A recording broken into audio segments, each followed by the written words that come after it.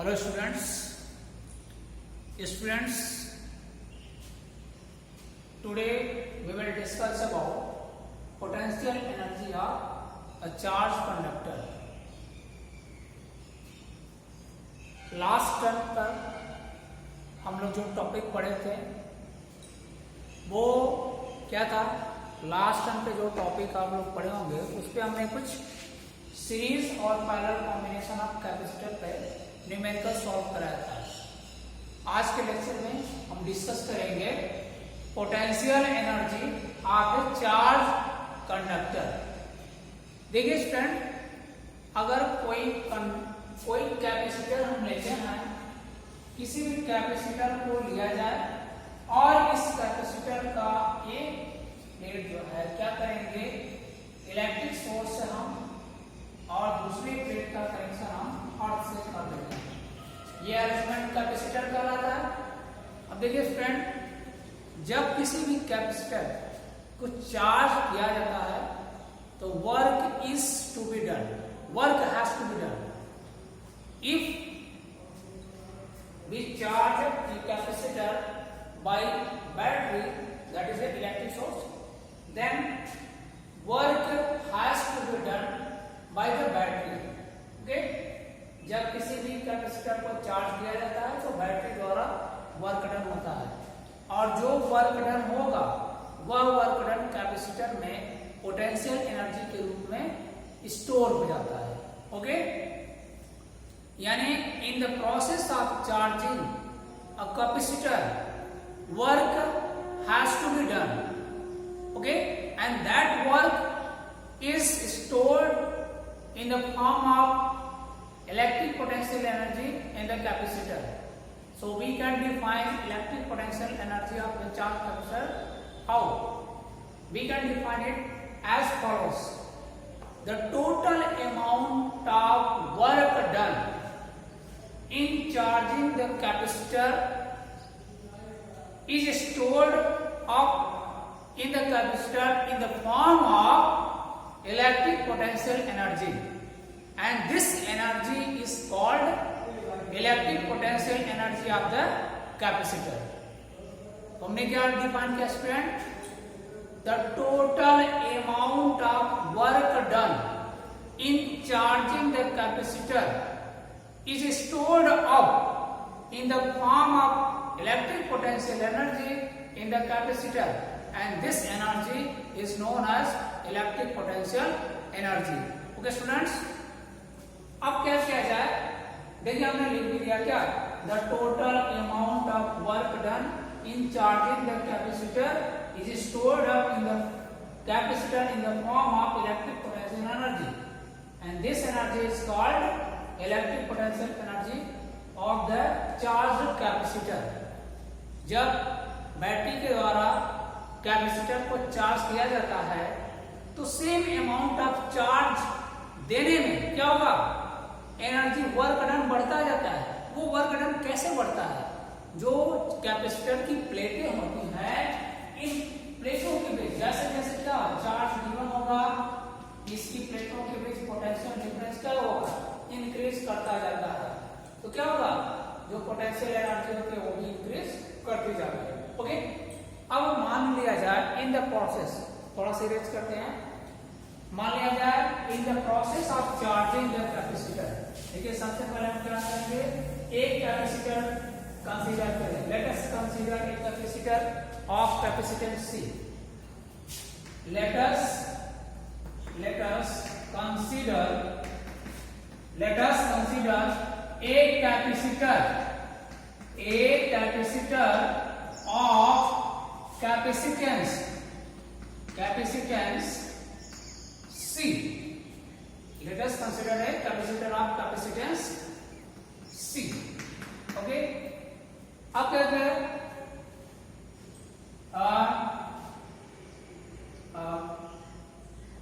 It's one plate. इसके एक plate पे क्या है, प्लस क्यू चार्ज है और दूसरी प्लेट पे माइनस क्यू चार्ज है. तो क्या बोल सकते हैं, इसको हम बोल सकते हैं कि इसके वन प्लेट पे क्या होगा, देयर इज, ऐसे बोल सकते हैं, there is plus q charge on its first plate and minus q charge on second plate. Okay, the potential difference between its plates is capital V. Okay, अब क्या किया जाए स्टूडेंट, ये तो है टोटल चार्ज, यानी चार्जिंग के बाद इसकी प्लेटों पे प्लस क्यू चार्ज आ गया है फर्स्ट वाले पे और माइनस क्यू दूसरे वाले पे, और पोटेंशियल डिफरेंस भी जनरेट हो गया। अब कंसीडर कर लिया जाए कि इन द प्रोसेस ऑफ चार्जिंग, यानी चार्जिंग के दौरान, ड्यूरिंग द चार्जिंग प्रोसेस, किसी इंस्टेंटेनियस टाइम पर इसके फर्स्ट प्लेट पे चार्ज क्यू डैश है और सेकंड पे उस टाइम क्या होगा, माइनस क्यू डैश होगा। अब क्या होगा, और यानी बाय इलेक्ट्रिक सोर्स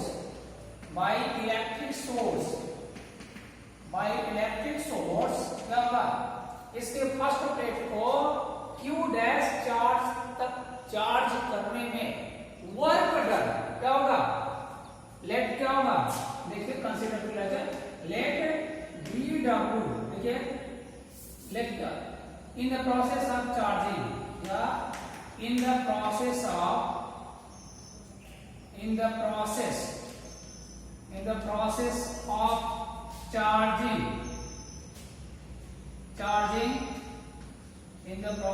charging क्या होगा, there is q dash charge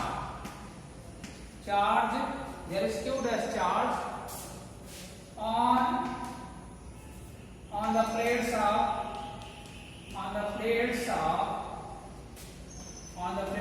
capacitor at any instant of time,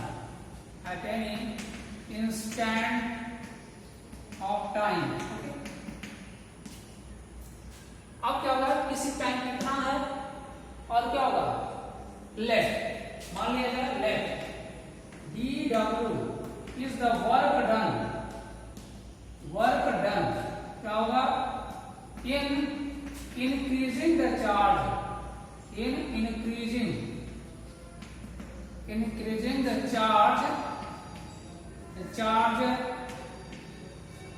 from q dash to q dash plus dq dash. Okay, q dash से अगर इसका चार्ज क्या कर दिया जा रहा है, q dash plus dq dash करने में dw वर्क डन हो जा रहा है, क्या होगा, then potential difference between plates इस क्या हो जाएगा, v dash, इस v dash। देखिए स्टूडेंट, हमने क्या बताने का प्रयास किया, ये तो टोटल अमाउंट ऑफ चार्ज है, यानी क्यू चार्ज तक इसको चार्ज किया गया, तो ये कंडीशन। अब मान लिया जाए during the process of charging, electric source में बैटरी ले लीजिए कोई, उसके द्वारा अगर इसको चार्ज दिया जा रहा है, गिवन किया जा रहा है, तो किसी स्पॉन्टेनियस या किसी इंस्टेंटेनियस टाइम पर क्या हो जाएगा, क्यू डैश चार्ज फर्स्ट वाले प्लेट पे है। अब उसी चार्जिंग के ड्यूरेशन में यह चार्ज क्यू डैश से बढ़ करके Q dash plus d Q dash हो जाता है, और इस ड्यूरेशन में इतना इंक्रीमेंट करने में अगर dw वर्क डन हो और प्लेटों के बीच उस दौरान पोटेंशियल डिफरेंस क्या हो, v डैश जनरेट हुआ हो, इन दैट केस क्या लिख सकते हैं आप लिख सकते हैं dw क्या लिख सकते हैं student, v into v dash into dq dash लिख सकते हैं ना, dw। आप कैसे इसको कैसे लिखेंगे, आप पढ़े हो ना, v is equal to w upon q, तो w इज इक्वल टू क्या होगा, v इंटू q, और तो dw इज इक्वल टू ऐसे लिख सकते हैं ना। इन द सेम माइनर क्या होगा, हम ये लिख सकते हैं तो D W equal to V dash into D Q dash. लेकिन क्या होगा, वी डैश की जगह आप क्या लिख सकते हैं, क्यू डैश अपॉन सी। ये कैसे लिखो, क्यू डैश अपॉन सी, ये डी क्यू डैश हो जाएगा कैसे, since V dash is equal to Q dash upon C होगा। इस तरीके से हम लिख सकते हैं। अब थोड़ा सा इधर इरेज करते हैं यहाँ पे, देखिए student, hence total work done, total work done क्या होगा, in charging the capacitor, in charging the capacitor, in charging the capacitor from uncharged position to final position,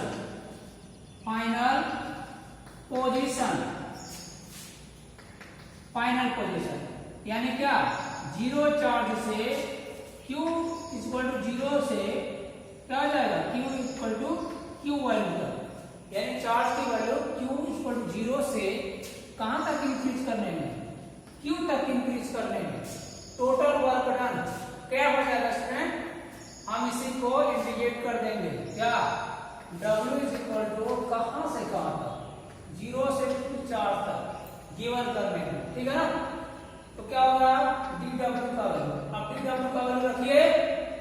zero to Q, dW का value क्या हो जाएगा, Q dash upon C, I into क्या होगा, D Q dash, C constant की तरफ behave करेगा, बाहर निकालेंगे, zero to Q, Q dash D Q dash. अब यहां पे इंटीग्रेशन का एक फार्मूला हम यूज करेंगे, इसको हम इरेज कर देते हैं स्टूडेंट, ये इरेज कर देते हैं। देखिए आपको क्लास 11 में मैथमेटिकल फिजिक्स में आपको बताया होंगे integration x to the power n dx का वैल्यू क्या होता है, x जो पावर रहेगा पावर में ऐड करेंगे और वही नीचे लिखेंगे, यानी प्लस के बाद जो पावर है वही। अभी यहाँ पे जब कोई लिमिट नहीं रहता है तब यहाँ पे एक कांस्टेंट सी आता है, लेकिन जब लिमिट रहेगा, कोई a b करके लिमिट रहेगा तो यहाँ पे a b करके ऐसे लिमिट लगाते हैं और कांस्टेंट नहीं लिखते हैं। यहाँ देखिए हम जो भी लिख रहे हैं वो लिमिट वाला है, तो देखिए क्यू डैश इसी के अकॉर्डिंग अगर चला जाए क्या होगा, 1/c, क्यू डैश की जगह क्या लिख सकते हैं, क्यू डैश 1 पावर इसका माना जाएगा ना, तो 2 पावर n स्क्वायर है, क्यू डैश का स्क्वायर बाय 2 लिखेंगे, 0 टू क्यू। इसी प्रोसीजर से हम किए हैं, इसी फार्मूले से। अब आगे बढ़ते हैं, आगे बढ़ेंगे क्या होगा, 1/c, देखिए आप क्यू डैश की जगह पहले ऊपर वाला एलिमेंट रखेंगे, तो क्यू डैश की जगह क्यू रखेंगे, तो क्यू का square by 2 minus Q dash की जगह 0 रखिए, तो 0 का स्क्वायर बाय 2, यहां से जाएगा 1/c, ये क्यू स्क्वायर बाय 2 और माइनस ये टर्म 0 हो जाएगा। यहां से क्या मिलेगा स्टूडेंट, यहां से आपको मिल जाएगा W इज इक्वल टू,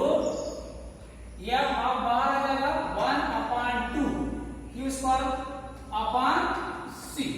ये वर्क डन मिल गया। अब यही वर्क डन तो क्या है, यही टोटल वर्क डन क्या होगा,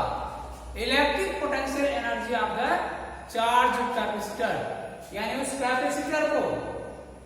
जिसको हम जीरो चार्ज से क्यू चार्ज तक चार्ज किए हैं, उसका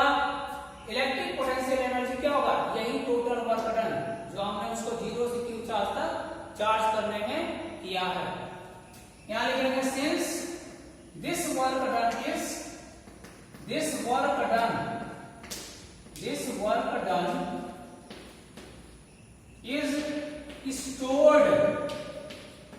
stored up in the form of,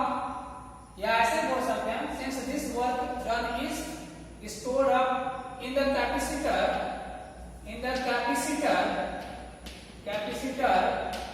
as potential energy stored up in the capacitor as potential energy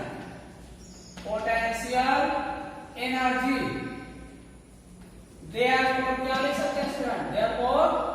electric potential energy energy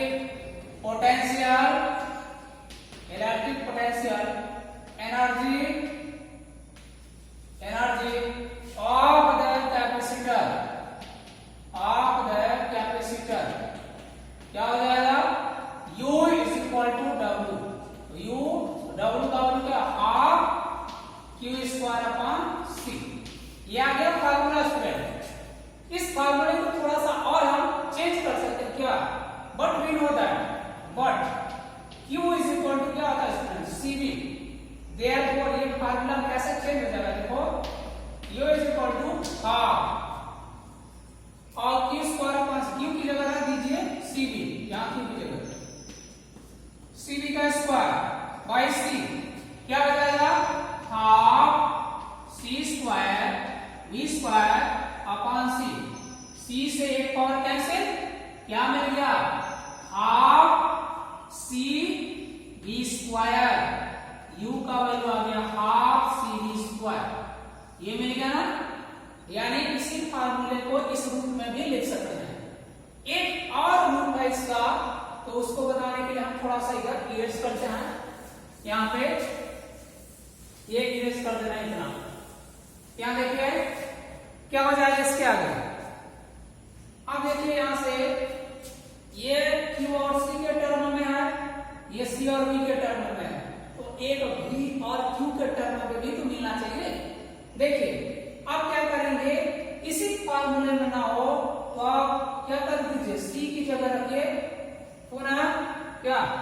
again